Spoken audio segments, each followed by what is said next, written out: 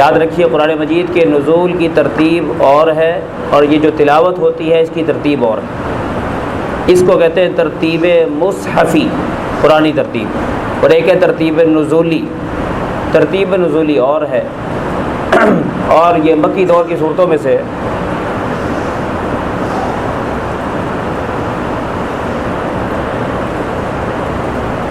مکہ مکرمہ میں نبی کریم صلی اللہ علیہ وسلم جب قرآن مجید کا پیغام سنایا کرتے تو سامنے والے عجیب انداز میں تبصرے کرتے، نبی علیہ الصلوۃ والسلام کا دل شدید پریشان ہو جاتا، کہتے کیا کیسا عجیب کلام دے رہے ہو، کیا پیغام دے رہے ہو، اور تعجب کرتے تھے کہ یہ قرآن کہتا ہے کہ جی مر کے ہم دوبارہ زندہ ہوں گے، پھر اللہ تعالیٰ کو حساب دینا پڑے گا۔ حساب تو وہی ہے جو دنیا میں کوئی لے لے، مرنے کے بعد کیا حساب ہے؟ اس قسم کے سوالات اٹھاتے تھے، تو اس کے جواب میں یہ صورت نازل ہوئی، اور نبی علیہ الصلوۃ والسلام اکثر اس صورت کو نماز میں پڑھا کرتے تھے۔ اس لیے میں آپ سے کہوں گا کہ اس کو اگر آپ ترجمہ تھوڑا سماعت فرما رہے ہیں تو اس کو یاد کرنے کی بھی کوشش کریں کہ نبی علیہ الصلوۃ والسلام فکر آخرت کے لیے عام طور پر یہی صورت سنایا کرتے تھے۔ بڑے خوبصورت انداز میں اس کو بیان کیا گیا۔ قاف والقرآن المجید، اس قرآن کی قسم جو بڑا شان والا ہے۔ بل عجبوا ان جاءهم منذر منهم، بلکہ وہ تعجب کرتے ہیں کہ ان کے پاس انہی میں سے ایک ڈرانے والا آ گیا۔ فقال الکافرون ھذا شیء عجیب، کافروں نے کہا یہ تو ایک عجیب بات ہے۔ اذا متنا وکنا ترابا، کیا جب ہم مر جائیں گے مٹی ہو جائیں گے، ذالک رجع بعید، یہ دوبارہ زندگی، رجع لوٹنا، بعید ہے عقل میں، یعنی عقل اس کو نہیں مانتی کہ دوبارہ کیسے لوٹایا جائے گا۔ قد علمنا ما تنقص الارض منهم وعندنا کتاب حفیظ، ہمیں معلوم ہے جو زمین ان میں سے کم کرتی ہے اور جو ہمارے پہلے سے کتاب ہمارے پاس ہے جس نے سب کچھ محفوظ کیا ہوا ہے۔ ایک بات سماعت فرمائیں، انسان جب دکان پہ ہو، گاہک کے ساتھ ڈیل کر رہا ہو، تو وہ یہ سمجھتا ہے کہ میں اور گاہک ہم آپس میں اگر دونوں کسی بات پہ راضی ہو جائیں پھر جو مرضی ہو جائے، ہمیں کوئی ٹینشن نہیں۔ یہ سوچ کافر کی ہوتی ہے، یہ سوچ کافر کی ہوتی ہے۔ مسلمان کی سوچ یہ ہوتی ہے کہ ہم دونوں ایسی ڈیل کریں کہ اللہ پاک کو اعتراض نہ ہو، نبی علیہ السلام کو اعتراض نہ ہو، اور اس کے لیے قیامت کا دن آئے گا جس میں اللہ تعالیٰ کی عدالت ہوگی، حضور کھڑے ہوں گے، اور ہماری دکان کا یہ سودا، اس میں باقاعدہ یہ کیس آئے گا کہ اس نے فلاں تاریخ کو فلاں مارکیٹ میں، فلاں دکان میں، فلاں وقت میں فلاں گاہک کو سودا دیتے ہوئے 2 جھوٹ بولے تھے جس سے اس نے سودے کو خرید لیا تھا، آج اس وجہ سے اس کو جہنم میں ڈالا جاتا ہے۔ حالانکہ گاہک کو زندگی میں اعتراض ہی کوئی نہیں، وہ خوشی خوشی چلا گیا، اسے اعتراض کوئی، اسے چیز پسند آ گئی، لیکن ہم اس کی وجہ سے جہنم میں جا سکتے۔ یہ ہے آخرت کا تصور۔ مکے والے کہتے تھے کہ یہ بڑی مشکل چیز ہے جو تم ہمیں بتا رہے ہو، اگر ہم یہ سوچ رکھ لیں گے نا پھر ہم سے کاروبار نہیں ہوتا، پھر ہم نذرانے کہاں سے اکٹھے کریں گے، کھاپے کہاں سے کریں گے، کھائیں پیئیں گے کہاں سے، ہر چیز میں اللہ دیکھ رہا ہے، اللہ دیکھ رہا ہے، اللہ تو بند کمرے میں بھی دیکھتا ہے اور رات کو بھی دیکھتا ہے، دن بھی دیکھتا ہے، تو ہم گڑبڑ کہاں سے کریں گے؟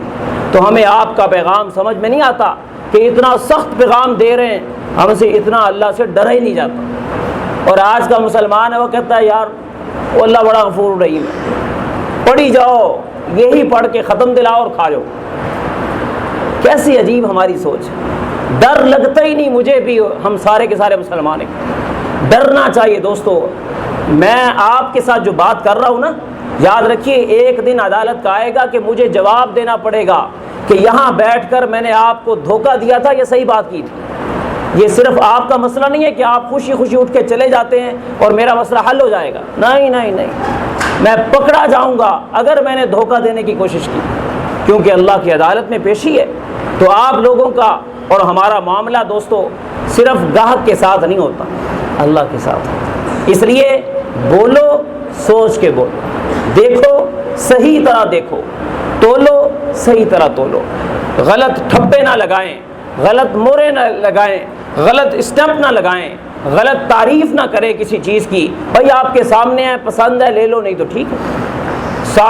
آپ دیکھتے ہیں کہ آپ کا ہمسایہ جھوٹ بول کر ارب پتی ہو گیا، میں کہتا ہوں ارب پتی کا باپ بن جائے لیکن آخرت تباہ ہو جاتی ہے۔ اگر آخرت ہی تباہ ہے تو پیسہ کیا کر لے گا اس کے لیے؟ اس لیے للچائی نظر سے نہ دیکھا کریں، سچائی پہ کاروبار کو لائیں، جھوٹ چھوڑیں اور بددیانتی کو چھوڑیں، اور جو اللہ دے دے پھر قیامت کے روز سوال ہوگا کہ ہم نے تجھے کتنا مال دیا تھا، اس میں سے تو نے ہمارے نام پر کتنا خرچ کیا تھا اور اپنی اغراض کے لیے کتنا خرچ کیا تھا۔ اور اب بندہ زکوٰۃ دے رہا ہوتا ہے، کہتا ہے یار زکوٰۃ دینی بڑی مشکل ہوتی ہے یار نکال تو رہا ہوں، پتہ نہیں سمجھ نہیں آتی یار کیسے نکالوں، ایسے بول دیتے ہیں۔ اب قیامت کا روز ہوگا، ایسا شخص عدالت میں پیش ہو جائے گا، کیوں بھائی زکوٰۃ دی تھی؟ دی تھی، آ جاؤ لائن میں آ جاؤ، تم نے یہ بول کیا بولا تھا کہ بڑی مشکل ہوتی ہے؟ دی کس نے تھی؟ تو یہ سمجھتا تھا کہ تو خدا ہے، تو اپنی ذہانت پہ گاہک کو جو ہے ڈیل کر رہا تھا، رزق تو ہم دے رہے پیچھے سے، تیرا عقیدہ غلط تھا اس لیے تجھے روکا جا رہا، پہلے پاک ہو پھر جنت میں جا، پکڑ لیا جائے۔ اس لیے مومن تول کر بولتا ہے اور کافر بولتا ہے اور تولتا نہیں۔ میں اور آپ جائزہ لیں ہم کیسی زندگی گزار رہے ہیں۔ یہ قرآن مجید تبرک والی صرف کتاب نہیں، برکت بھی ہے اس میں، لیکن اس میں ہدایت ہے، رہنمائی ہے، اصلاح ہے، غفلت کے پردے اٹھاتی ہے، جگاتی ہے، بیدار کرتی ہے۔ ہوش میں آؤ، ہوش میں آؤ، غفلت والی زندگی نہ گزارو۔ تو مکے والوں کو یہ اعتراض تھا کہ آپ کا پیغام اگر مان لیا جائے پھر زندگی میں تو پھونک پھونک کے قدم رکھنا پڑتا ہے، ہم سے نہیں ہوتا۔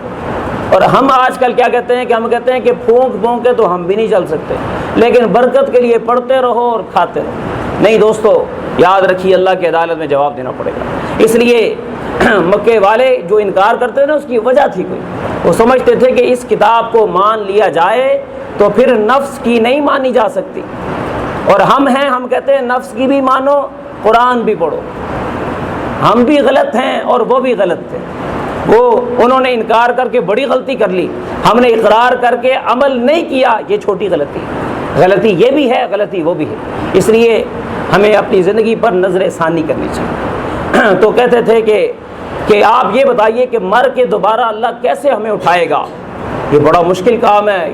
جب انسان کو قبر میں ڈالا جاتا ہے نا تو کچھ عرصے میں نا جسم مٹی میں مل جاتا ہے، جسم مٹی میں ریزے گر گر گر گر گر چونٹے کھا جاتے ہیں، آنکھیں گر جاتی ہیں، پانی پڑ جاتا ہے۔ تو وہ کہتا تھا کہ یہ جو مٹی میں اجزاء مل گئے تو یہ کیسے دوبارہ زندہ کریں گے؟ تو اللہ نے قرآن میں کہا کہ زمین میں جب کوئی مردہ لیٹتا ہے تو جس وقت اس کا کوئی جز مٹی سے مل رہا ہوتا ہے ہم اس وقت بھی نگرانی کر رہے ہوتے ہیں۔ قد علمنا، ہم جانتے ہیں، ہم نے ریکارڈ بنایا ہوا ہے، ریکارڈ میں رکھا ہے، ما تنقص الارض منہم، ان کے جسموں میں سے جو زمین کم کرتی ہے، وعندنا کتاب حفیظ، ہمارے پاس ایک لوح محفوظ والی کتاب ہے، ہم نے اس میں ذرہ ذرہ لکھ دیا ہے، بچ نہیں سکتے۔ بل کذبوا بالحق لما جاءہم، بلکہ انہوں نے حق کو جھٹلا دیا جب ان کے پاس آ چکا۔ فہو فی امر مریج، فہم فی امر مریج، بس وہ ایک بات میں الجھ چکے ہیں کہ شروع میں انہوں نے غور نہیں کیا، انکار کر دیا، اب اس کے لیے 10 جھوٹ اور بنا رہے ہیں، کیسے ہوگا کیسے ہوگا کیسے ہوگا۔ قرآن مجید ایک ایسی کتاب ہے کہ جس کو اللہ تعالیٰ نے صرف ایک اعتبار سے معجزہ نہیں بنایا کہ اس جیسا قرآن کوئی لا کے دکھائے، صرف ایک بات میں نہیں، قرآن مجید زبان کے اعتبار سے بھی معجزہ، تاثیر کے اعتبار سے بھی معجزہ، صداقت کے اعتبار سے بھی معجزہ، اسلوب کے اعتبار سے بھی معجزہ، صداقت کے اعتبار سے بھی معجزہ، ہر اعتبار سے، اور مضامین کے اعتبار سے بھی معجزہ، اور سچائی کے اعتبار سے بھی معجزہ۔ 1400 ہزاروں سال پہلے فرعون جب مرا نا، اس نے کلمہ پڑھا، فرعون نے موت کے وقت کلمہ پڑھا، اس نے کہا آمنت انہ لا الہ الا الذی آمنت بہ بنو اسرائیل، جس پر بنو اسرائیل ایمان لائے ہیں میں بھی اس رب پر ایمان لے آیا۔ پانی میں ڈوب رہا تھا اور اس نے یہ جملہ پڑھ لیا، میں آمنت برب ہارون و موسیٰ، میں موسیٰ ہارون کے رب پر ایمان لے آیا۔ ہزاروں سال پہلے کی بات ہے۔ اس وقت اللہ سبحانہ و تعالیٰ نے اس وقت اسے کہا، موسیٰ علیہ السلام کو بتایا کہ اس نے کلمہ پڑھا ہے، یہ اپنے جسم کو بچانا چاہتا ہے، تو چلو ہم جسم کو قیامت تک کے لیے بچا دیتے ہیں، ہم اس کے جسم کو قیامت تک کے لیے بچا رہے ہیں، اور قیامت تک کے لیے یہ رہے گا اور لوگوں کے لیے اس میں عبرت کا سامان ہوگا۔ ہزاروں سال پہلے ایک بات کہی ہے، اور آج تاریخ میں دیکھیے، جا کے مصر کے میوزیم میں دیکھیے، اسی طرح نمونہ موجود ہے۔ کیسے ہو سکتا ہے؟ سوچیں آپ، کیسی سچی کتاب کہ جو کہہ دیا وہی ہوگا، اس کے خلاف نہیں ہوگا۔ صداقت، اور کافر جب اس کو سنتے تھے کہتے واللہ ان لہ لحلاوہ وان علیہ لطلاوہ وان لأعلاہ لمسفر وان لأسفلہ لمغدق۔ تو یہ ایسا کلام، یہ تو شیریں کلام ہے، مٹھاس سے بھرا ہوا کلام۔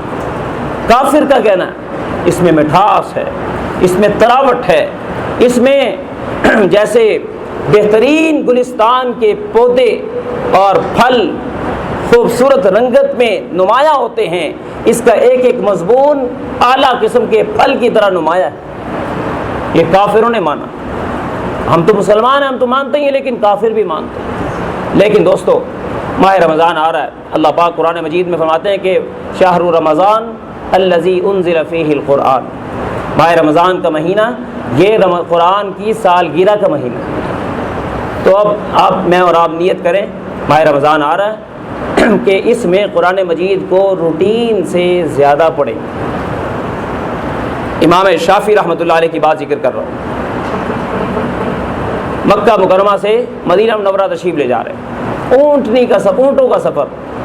مجھے اور آپ میں سے کسی کو اونٹ پہ بٹھا کے نا صرف اسٹیشن تک چھوڑ ہے نا، تو رات کو نیند نہیں آئے گی، کمر میں درد نکل آتا ہے کہ یار اونٹ نہیں چلتی ایسے۔ مکے سے 300 میل مدینے کا سفر، مدینہ منورہ پہنچے۔ وہ دور بھی عجیب تھا۔ سفر کے بعد جب آپس میں مسلمان ملتے نا تو یہ نہیں پوچھتے سنا کی کھانا ہے، کھانا کی کھاتا ہے، پانی کیا پیا ہے۔ وہ پوچھتے یار اس سفر کی خاص بات، خاص عمل بتاؤ جو تم نے آج کیا جو پہلے سفر میں نہ کیا ہو، کوئی عمل بتاؤ۔ امام شافعی رحمۃ اللہ علیہ فرمانے لگے کہ ابھی طالب علم تھے، فرمانے لگے کہ اس سفر کی کوئی خاص بات نہیں، زیادہ عمل مجھ سے ہو ہی نہیں سکا، بس میں تھوڑے اعمال کر سکا۔ تو اس نے خود ہی پوچھ لیا کہ اچھا آپ یہ بتائیے قرآن مجید کتنا پڑھا آپ نے؟ کہتے زیادہ نہیں پڑھ سکا۔ کہتے بتائیں تو صحیح کتنا پڑھا؟ 15 دن کا سفر تھا اس دور میں، 15 دن کا سفر، بلکہ ایک ہفتے میں وہ پہنچ گئے تیز رفتاری کی وجہ سے۔ لیکن ہاں جی کتنا پڑھا قرآن مجید؟ کہتے زیادہ نہیں۔ کہتے بتائیں تو صحیح حضرت چھپا کیوں رہے ہیں؟ کہتے بس یار صرف 15 قرآن پڑھے۔ سفر میں وضو کہاں سے کرتے ہو؟ راستے میں پانی کہاں سے ملتا ہو؟ دقتیں کتنی ہوں گی۔ اور آپ اور ہم بڑا شور مچایا ہوا رمضان آ رہا ہے، ابھی شعبان شروع ہو گیا اور قرآن کھولنے کا موقع ہی نہیں مل رہا۔ افسوس افسوس افسوس، ہمیں اپنے اوپر افسوس۔ میرے دوستو کیسے مسلمان ہیں؟ میں آپ کے ساتھ ہوں، آپ کا ساتھی ہوں، مجھے اور آپ کو جاگنا ہے، جگانا ہے۔ یہ صرف آپ کے لیے بات نہیں ہے، میرے لیے بھی۔ اس لیے خدا کے لیے وقت بڑھائیے، اس کو اہمیت دیجیے۔ میں کہتا ہوں جو حافظ ہے نا ان سے بھی کہہ رہا ہوں کہ ٹھیک ہے آپ کو مصلی آتا ہے، لیکن قرآن کا صرف یہ حق نہیں کہ مصلی پہ چڑھ کے سنا دیں بس۔ قرآن مجید کا ایک حق یہ ہے کہ اس کو محبت سے دیکھ کر پڑھیں۔ یہ حق میں نے دیا کہ نہیں دیا؟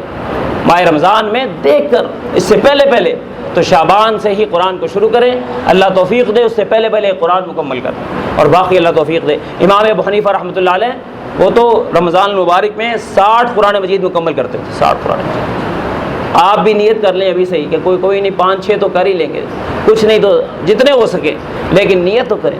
اور جو قرآن نہیں پڑھ سکتے ان سے کہوں گا کہ قرآن مجید بڑی عجیب کتاب، اس کا جتنا ثواب پڑھنے کا نا اللہ تعالیٰ نے اتنا ہی ثواب سننے کا بھی رکھ دیا۔ تو آپ میں سے جو ان پڑھ ہیں وہ کسی حافظ کے پاس بیٹھ کر اس کی منت کریں، حافظ جی خدا کے لیے مجھے قرآن سنا دیں، تو کان سن تو سکتے نا۔ یہ تو عذر نہیں ہے کہ جی میں پڑھا نہیں ہوا، سن لیں آپ کو پھر بھی اجر مل جائے گا۔ اللہ تعالیٰ کا قرب لینا ہو ماہ رمضان میں، جس کو قرآن کھلنے کی توفیق نہ ملی نا، یاد رکھیے اسے ماہ رمضان میں شب قدر بھی کچھ نہیں دلا سکتی، شب قدر بھی کچھ نہیں دلا سکتی۔ شب قدر اسی کو کچھ دلائے گی جس نے شب قدر والی کتاب کی قدر کی ہو، کیونکہ شب قدر تو اس میں اصل وجہ اس کی کیا تھی؟ قرآن اترا اس میں، انا انزلناہ فی لیلۃ القدر۔ تو اس لیے، اور پھر میں ایک بات کہوں، ہمارے بعض ساتھی بچوں کے متعلق سوچتے ہیں کہ وہ قرآن مجید زیادہ پڑھیں۔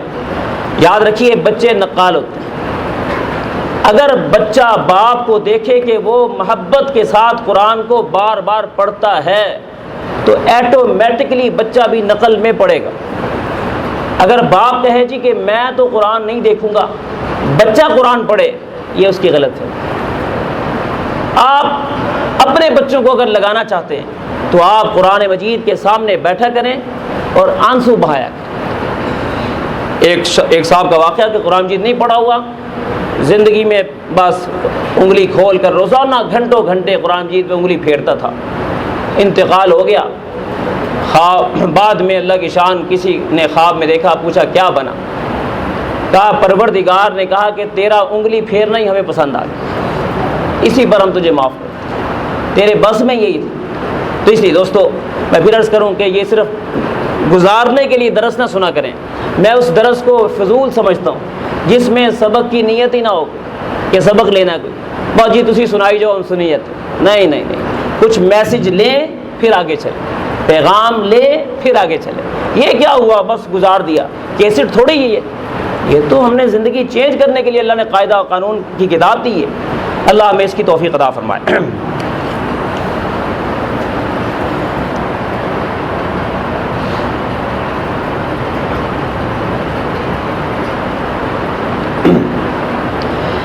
بل کذبوا بالحق لما جاءهم فهم في امر مریج، بلکہ انہوں نے حق کو جھٹلایا جب ان کے پاس آیا، بس وہ ایک الجھی ہوئی بات میں پڑے ہوئے ہیں کہ اب ہم مانیں نہ مانیں کیا کریں۔ افلم ينظروا الى السماء فوقهم كيف بنيناها، یہاں سے اللہ تعالیٰ سمجھا رہے ہیں منکرین کو کہ جو انکار کرنے والے ہیں انہیں چاہیے اپنی نگاہوں کو ذرا اٹھائیں اوپر کی طرف، عالم بالا کی طرف۔ اوپر کی طرف آسمان سے مراد عربی زبان میں صرف آسمان نہیں ہوتا، ہر بلند چیز بھی ہوتی ہے جو آپ سے اوپر ہے۔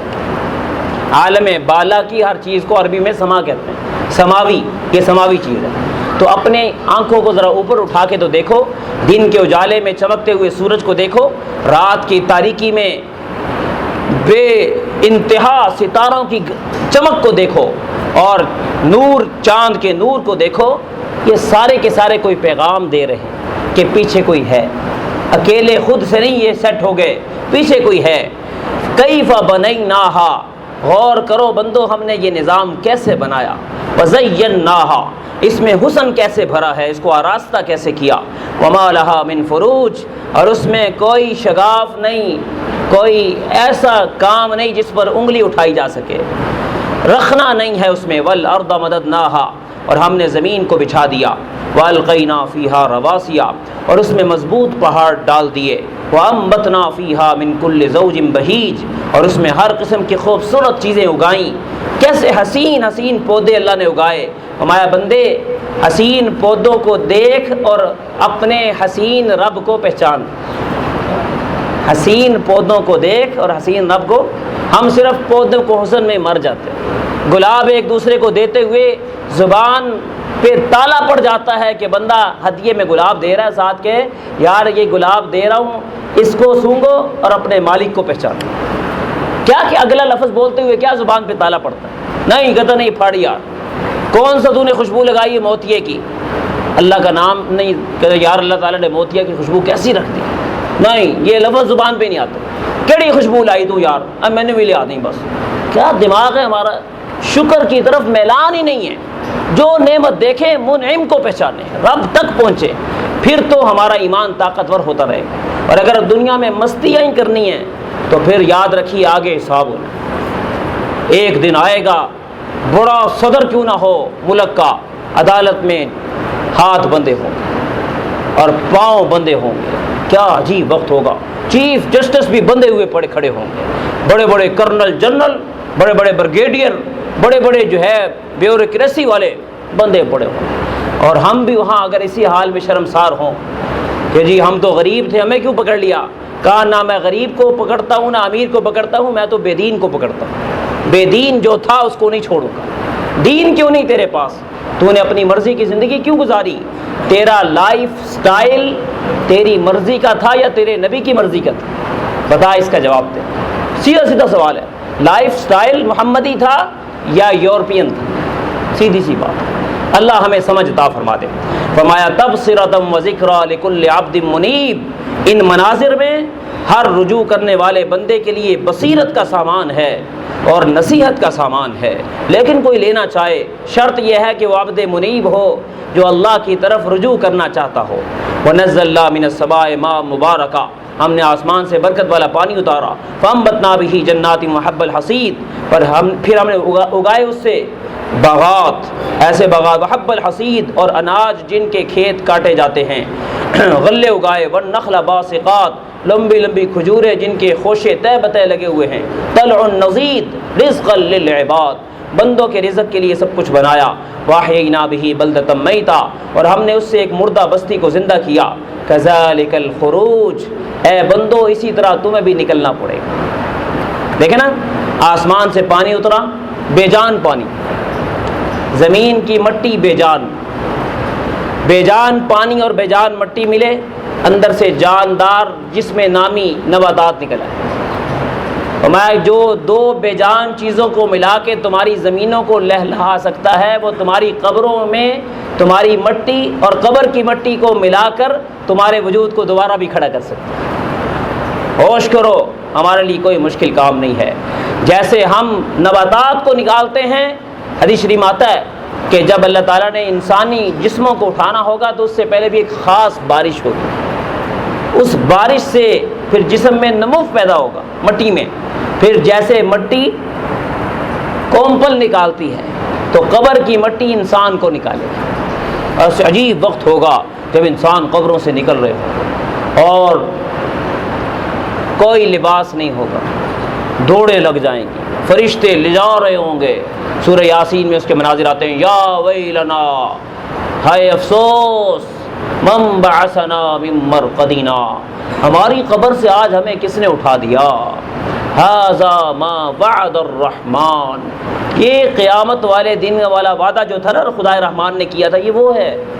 وصدق المرسلون، 1.25 لاکھ رسولوں نے جو بات کہی تھی سچی بات کہی تھی۔ ان کانت الا صیحۃ واحدہ، اے بندو اس دن کو قائم کرنے کے لیے صرف ایک چیخ ہی تو اسرافیل نے مارنی ہے بس۔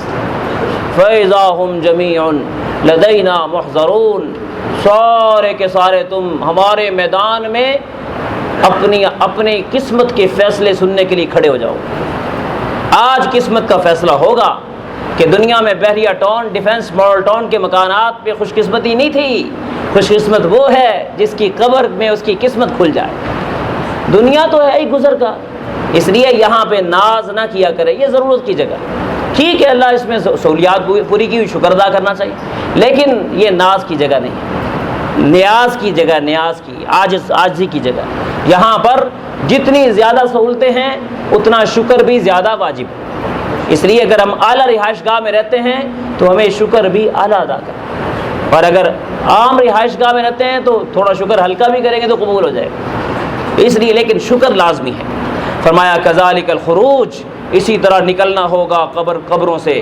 کذبت قبلہم قوم نوح واصحاب الرس وثمود، اس سے پہلے قوم نوح اور اصحاب الرس کنویں والوں نے اور قوم سمود نے جھٹلایا، وعاد قوم عاد نے جھٹلایا، وفرعون قوم فرعون نے جھٹلایا، واخوان لوط قوم لوط نے جھٹلایا۔ یہ ساری بستیاں دنیا میں رہنے والے بڑے طاقتور لوگ تھے یہ اپنے اپنے زمانے کے۔ واصحاب الایکا بن والے، وقوم تبع قوم تبع، یہ ساری کی ساری بڑے بڑے جتھے والے تھے، لیکن ان لوگوں نے ایک غلطی کی، بس صرف ایک غلطی۔ کل کذب الرسل، ان میں سے ہر ایک نے رسول کا لائف سٹائل چھوڑ دیا، رسولوں کو جھٹلا دیا، اپنے نبی کا لائف سٹائل چھوڑ دیا۔ فحق وعید، پھر ہمارا عذاب والا وعدہ ان پر آ گیا۔ افعینا بالخلق الاول، کیا ہم پہلی بار پیدا کرنے میں ہمیں کوئی تھکاوٹ ہوئی ہے کہ ہم دوسری دفعہ پیدا نہیں کر سکتے؟ بل ہم فی لبس من خلق جدید، بلکہ وہ اثر نو پیدا کرنے کے متعلق شک میں ہیں، اور ان کا یہ شک ٹھیک نہیں، وقت آئے گا ان کو دکھا دیا جائے گا۔ اللہ ہمیں یقین نصیب فرمائے۔ وآخر دعوانا الحمدللہ رب العالمین۔